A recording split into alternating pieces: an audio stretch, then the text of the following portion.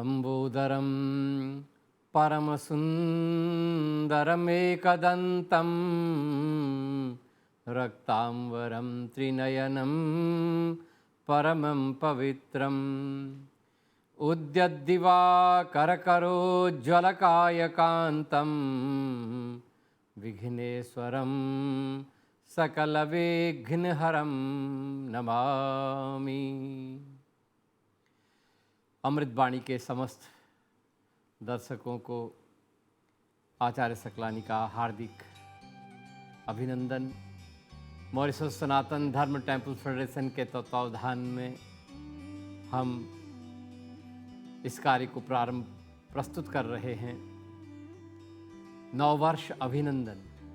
अभी हम 2023 से निकल करके 2024 में हमने प्रवेश किया। साथ ही साथ हमने मकर संक्रांति का महान पावन पर्व बड़ी धूमधाम से मनाया और अब हम पूरे वर्ष भर के पर्वों की ओर अवलोकन कर रहे हैं कि हमारा नूतन वर्ष मंगलमय कैसे हो। सभी लोगों ने और आकांक्षाएं सबकी रही कि सबका वर्ष मंगलमय हो। तो इसके लिए अब हमको सब प्रयत्नशील होना होगा। सर्वप्रथम अपने घर से ही सारा कार्य हमको प्रारंभ करना होगा। घर जहाँ हम रहते हैं, घर की व्याख्या करते हुए हमारे नीति शास्त्रों के ज्ञाता लोगों ने कहा कि घर सिर्फ गारा, सीमेंट, पत्थर का एक ढांचा मात्र नहीं होता है, बल्कि घर के संदर्भ में कहा कि न विप्रपादोदक कर्दमानि न वेदशास्त्रध्वनि गर्जितानि स्वाहा स्वधाकार विवर्जितानि श्मशान तुल्यानि गृहाणि तानि। जिस घर में न विप्रपादोदक कर्दमानि, जिस घर में ब्राह्मण के चरण का चिन्ह नहीं पड़ता है, महापुरुष के चरण का चिन्ह नहीं पड़ता है, साधु के चरण का चिन्ह नहीं पड़ता है, पैरों का निशान कैसे पड़ता है, ये हमारे प्राचीन वैदिक परंपरा थी। जब भी हमारे घर में कोई अतिथि महापुरुष आते थे तो हम उनके पाद प्रक्षालन के लिए जल देते थे और फिर वो लोग उस गीले पैर से भीतर आते थे तो उनके पैरों का निशान पड़ता था। तो जिस घर में ऐसे निशान नहीं पड़ते हैं, मतलब सीधे सीधे कहा जाए कि जिस घर में महापुरुष का आगमन नहीं होता है, जिस घर में पूज्य जनों का आगमन नहीं होता है, वो घर न वेद शास्त्र ध्वनि गर्जितानि, जिस घर में वेद के मंत्रों की आवाज नहीं आती है। वेद मंत्र की आवाज कब आती है? जब हम प्रातः सायं संध्या वंदन करते हैं, समय समय पर वेद पाठ करते हैं, रामायण की चौपाइयों का गुणगान करते हैं, भगवद गीता के श्लोकों का पाठ करते हैं। तो जहाँ ये सब की ध्वनि नहीं आती है, जिस घर में स्वाहा स्वधाकार विवर्जितानि, जिस घर में स्वाहा नहीं किया जाता है। स्वाहा कब होता है? जब हम देवताओं के लिए यज्ञ करते हैं, जब हम देवताओं के लिए होम करते हैं, अर्थात जब हम देवताओं का पूजन करते हैं। तो जिस घर में यज्ञ, होम और देव पूजन नहीं होता है, स्वधाकार, स्वधा, जिस घर में स्वधा शब्द नहीं गूंजता है। स्वधा कब होता है?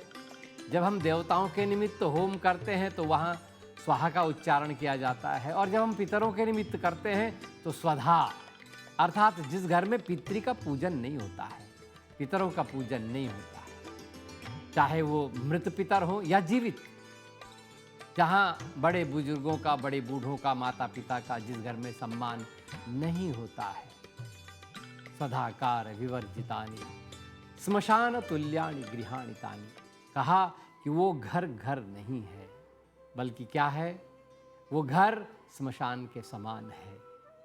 तो आज हम बड़े बड़े मकान बनाने के बाद भी और सुखी नहीं हैं, क्योंकि हमने मकान तो बना दिया है लेकिन अभी तक उसको घर नहीं बनाए व्यवस्थित। तो इसलिए अब हम इस नए वर्ष में आ गए हैं, संकल्प करें कि अब हम घर को घर बनाएं, ताकि हमारा जो संसार है वो मंगलमय हो, हमारा संसार पल्लवित पुष्पित हो, फूले फले। तो इसके लिए हमको अपने घर से ही प्रयत्न करना होगा। नियमित आराधना करनी होगी।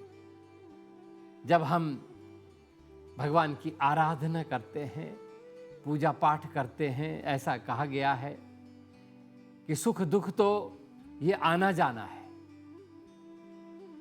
महाकवि भारवी ने कहा कि चक्रार पंक्तिरिव गच्छति भाग्य पंक्ति, कि भाग्य पंक्ति जो है बिल्कुल जैसे बाइसिकल का पहिया घूमता है ना ऊपर से नीचे, इसी तरह से सुख दुख भी है। ये तो आएंगे जाएंगे, लेकिन जो दार्शनिक लोग हैं, विद्वान लोग हैं, उन्होंने अनुसंधान करके पाया कि जो लोग धार्मिक हैं, जिनका धर्म पर विश्वास होता है, जो धार्मिक आचरण करते हैं, वो लोग आसानी से दुख से पार हो जाते हैं। और जिनका आचरण धर्ममय नहीं होता है, वो दुख के भंवर जाल में इस तरह से फंस जाते हैं कि वो दुख से बाहर निकलना उनके लिए बहुत कठिन हो जाता है। और ऐसे ही लोग जो हैं जीवन से हताश होकर के आत्महत्या आदि कार्य कर देते हैं। लेकिन जो व्यक्ति धार्मिक होता है वो इन दुखों से आसानी से निकल जाता है, क्योंकि उनका एक विश्वास होता है कि भगवान आएंगे, कुछ तो कुछ होगा, कहीं न कहीं हमारे पर भगवान की कृपा होगी। और उस आश्रय, उसका आधार पा करके वो आसानी से दुख से पार हो जाते हैं। तो धार्मिक होना जीवन के लिए बहुत अधिक आवश्यक है, क्योंकि हम मनुष्य बने हैं। मनुष्य बनने के पीछे हमारे ऋषियों ने कहा है कि हमारे जीवन में हमारे सामने 4 गोल हैं। 4 चीज़ों को प्राप्त करने के लिए हम मनुष्य बने हैं। सबसे पहला कहा धर्म, दूसरा कहा अर्थ, तीसरा कहा काम और चौथा मोक्ष। यही 4 चीज़ों को प्राप्त करने के लिए हम मनुष्य बने हैं। और इसी वजह से गोस्वामी तुलसीदास जी महाराज ने भी इस मानव जीवन की धन्यता का बहुत अद्भुत वर्णन किया है। उन्होंने तो साफ साफ शब्दों में कहा है कि बड़े भाग मानुष तन पावा। हम सभी भाग्यशाली हैं, क्योंकि हमको मनुष्य का शरीर प्राप्त हो गया। मनुष्य शरीर प्राप्त करना ही एक बहुत बड़े भाग्य का विषय है। लेकिन जो लोग धर्म की व्यवस्था से अपरिचित हैं, जो शास्त्रों से अपरिचित हैं, वो लोग इतना सुंदर दिव्य मनुष्य का शरीर प्राप्त होने के बाद भी इस शरीर को ऐसे ही गंवा देते हैं। हमको चिंतन करना चाहिए, पीछे मुड़ करके। महाजनो येन गतः स पंथा, ऐसा कहा है कि जिस रास्ते पर हमारे महापुरुष लोग चले हैं वही रास्ता है, और उसी पर हमको भी चलना चाहिए। उस पर चलेंगे तो निश्चित रूप से हमारा कल्याण होगा। हम थोड़ा सा पीछे मुड़ करके धर्म की ओर बढ़ें, क्योंकि आज हमारे जीवन से धर्म दूर होता जा रहा है। हम धर्म से विमुख होते जा रहे हैं। हमारी जो पीढ़ियां हैं आगे, वो धर्म का आचरण नहीं कर पा रही हैं, क्योंकि आज जिस तरह का वातावरण हम संसार में बना रहे हैं, जिस तरह से वैज्ञानिक प्रगति हो रही है, ये सब हो तो रही है मनुष्य के कल्याण के लिए ही, लेकिन हम लोग कभी कभी इसको बहुत मिसयूज़ भी कर रहे हैं। अब जैसे वैज्ञानिक लोगों ने ये टेलीफोन बनाया, मोबाइल बनाया, हमारे कल्याण के लिए बनाया, लेकिन आप अनुभव कर रहे होंगे कि इस मोबाइल से और हम कितना नुकसान भी कर रहे हैं, कितना नुकसान भी हमारे जीवन में हो रहा है। ये सब चीज़ों पर भी हमको विचार करना है, और इन पर विचार करने के लिए सबसे प्रमुख चीज़ हमारे शास्त्रकर्ताओं ने कहा कि धर्म, आपका जीवन धर्ममय होना चाहिए, आपका आचरण धर्माचरण होना चाहिए। जब धर्म को आप सामने रख करके और आचरण करोगे, तो अब निश्चित है कि हमारा जीवन सुख और शांतिमय होगा। इसीलिए जब आप मंदिर में प्रवेश करते हैं, शिवालय में प्रवेश करते हैं, भगवान शिव के मंदिर में, तो दरवाजे पर ही हम सबसे पहले भगवान शिव के सामने पर नंदी का हम प्रणाम करके भीतर प्रवेश करते हैं। आपने देखा होगा कि नंदी एकदम भगवान शिव के सामने है। नंदी वृषभ है, और शास्त्र ने कहा वृषभो ही भगवान धर्म। धर्म की वृष संज्ञा है, धर्म के 4 चरण हैं। वास्तव में नंदी एक वृषभ नहीं है, बल्कि वो साक्षात धर्म है। भगवान शिव किसी वृषभ के ऊपर नहीं बैठते हैं, वो धर्म के ऊपर बैठते हैं। इसलिए वो शिव हैं, जिनका संपूर्ण आचरण धर्ममय होता है, वही तो संसार का कल्याण कर सकता है। इसीलिए वो शिव हैं। शिव का अर्थ ही होता है कल्याण। तो भगवान शिव के धर्म कहाँ है? सामने पर है, अर्थात धर्म हमारे सामने होना चाहिए। यदि हम धर्म को सम्मुख रखेंगे तो निश्चित रूप से जीवन में हम सारे अपराधों से बच जाएंगे, सारी गड़बड़ियों से बच जाएंगे।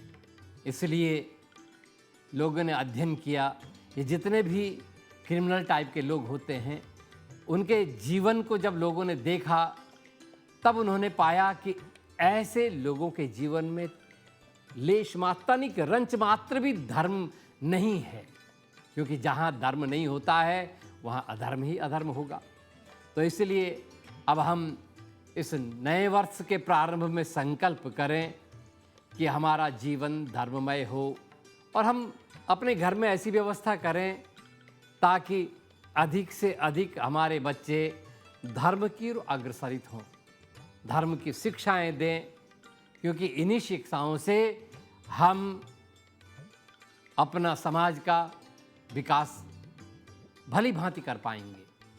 तो मैं इस नूतन वर्ष के इस प्रथम चरण में आप सब लोगों के लिए मंगल कामनाएं भगवान से प्रार्थना कर रहा हूँ, मंगल कामनाएं व्यक्त कर रहा हूँ कि पूरा वर्ष आप सब लोगों के लिए मंगलमय हो, और प्रार्थना कर रहा हूँ कि भगवान आपको धर्म बुद्धि दे, आप सभी लोग, और धर्माचरण करते हुए अपने घर के साथ साथ समाज का भी चिंतन करते हुए आगे बढ़ें।